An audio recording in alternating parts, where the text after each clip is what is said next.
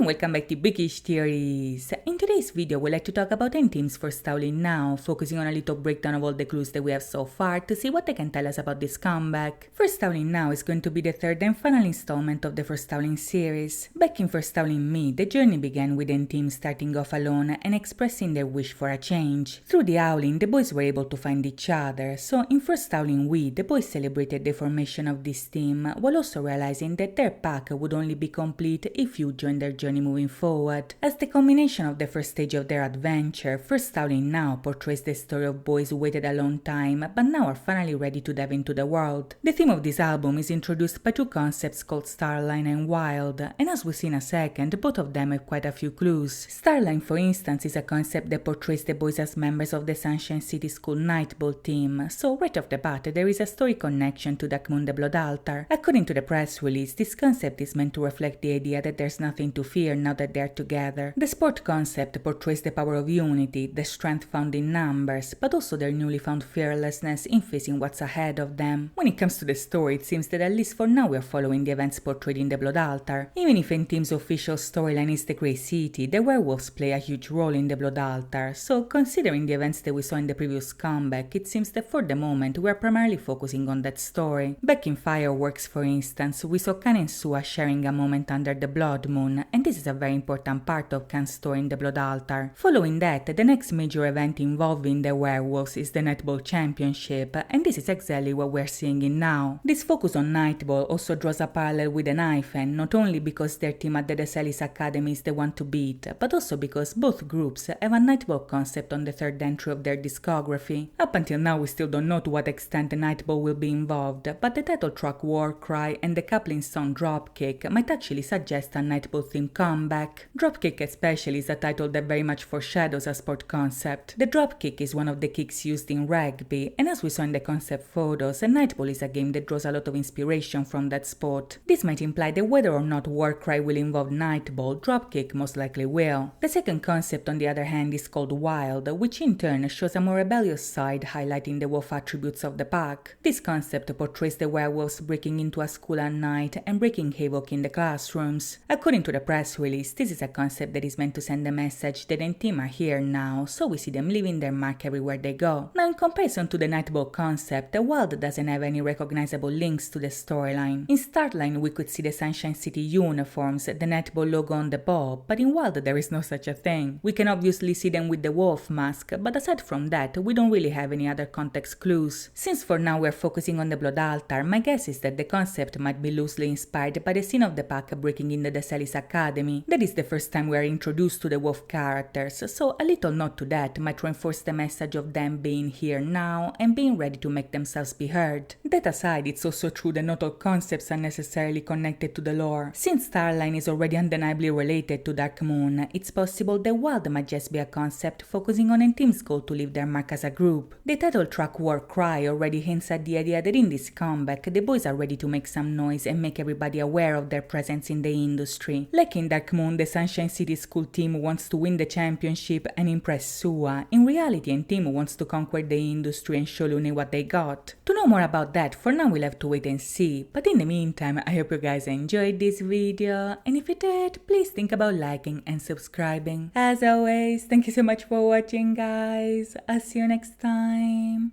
bye bye!